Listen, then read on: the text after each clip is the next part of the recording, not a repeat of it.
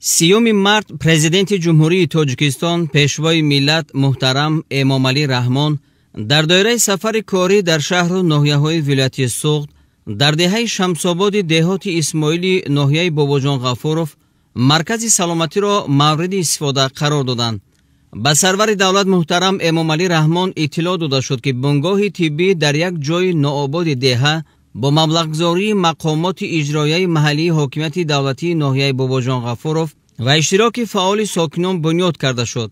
بعد از جانب پرزیدنت کشور محترم امامعلی رحمان افتتاح گردیدن انشاءات ساحه تندرستی در اینجا 15 نفر صاحب کار دائمی گشتند. امروز در یکی از دهه‌های جمعیت اسماعیل یعنی دهه شمس‌آباد این بنا یعنی بنگاه طبی زمانوی شده افتتاح گردید که برای مردم خیلی ضروریت داشت. به واسطه با دستگیری و توجه پیشوای معظم ملت اساسگذار صلح و وحدت ملی جناب عالی محترم امامعلی رحمان در دهه‌های دوردست تشکیل کردن نقطه‌های تولد، تحلیلگاه، استوماتولوژی به حد ضروریت داشت افتتاح گردید که برای مردم خیلی برای تشخیص و طبابت آنها به شهر گلستان یا شهر خوجان می رفتند. امروز می توانند در اینجا تمام همین تشخیص و طبابت خود را در همین دهه گذارند. ما از این غمخواری های پیشوای معظم ملت محترم امامعلی رحمان دوچند یعنی کوشش و غیرت نموده برای خلق عزیز خودمان خدمت رسانی طبی خود را می رسانیم. مرکز سلامتی از 7 حجره و قبولگاه عبارت بوده. در آن شعبه های تولد، ختنه، طبابت دندان، تحلیلگاه، سوزنگذرانی و حجره دکتر طب اولیوی موجود است.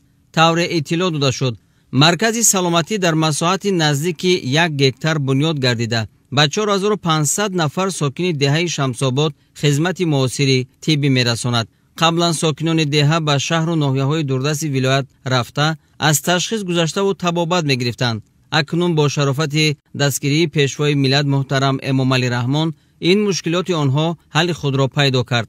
ما هم خیلی خرسند همین جشن‌ها که همینجا چندین سال است کردستان نبود، همین خیلی مرکز سلامتی نبود. اصلا ما ناحیه‌های دوردست دورتر نمیبریم. ما هم جناب عالی خرسند که من همین خیلی دستگیری که همین جای کشاده ما رسا خرسند می نداری خداموی بیامونی. رهبر دولت محترم امامعلی رحمان بعد شناسایی با شرایط خدمترسانی در بنگاه سلامتی طبیبان را به خدمترسانی سطحی بلند به مردم و معامله و مناسبت خوب به بیماران هدایت نمودند.